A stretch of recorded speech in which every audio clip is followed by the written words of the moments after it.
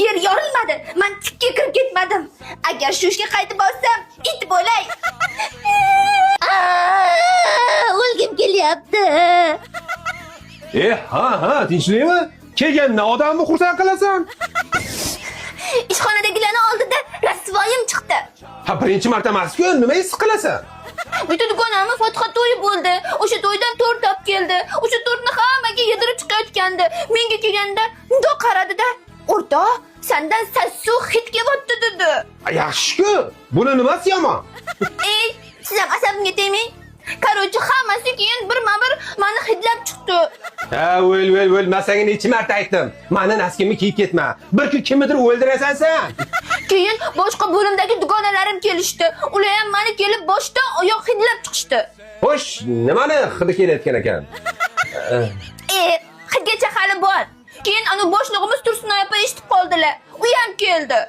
U ham hidlab ko'rdimi? Ha, uni burni o'zi ham plisosda ekan.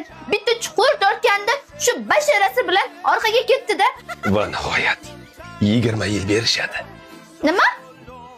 Ha, yo, o'zim. Davom et. Nima bo'ldi? U ham mayli. Undan keyin hidlagan 32 ta odam hushidan ketdi-da. Balkim tirikdir. Sen kimsan o'zi? Qayer sasida bunchalik odam o'ldiradigan? Og'zim. Men bilgandim. Men sezgandim. Chunki seni uchratgan kunimizdan boshlab sendan tappani hidi kelardi. Lekin hech qachon hidlashga jur'at qila olmaganman.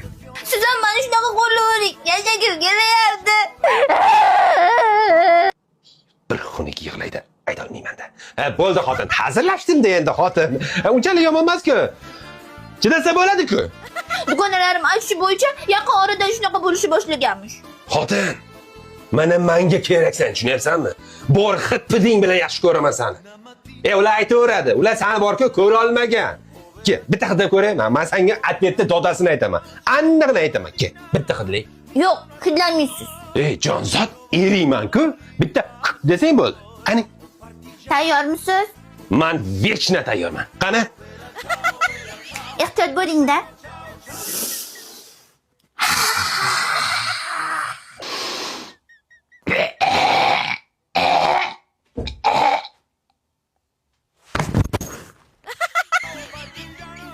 To'rtinchi odam.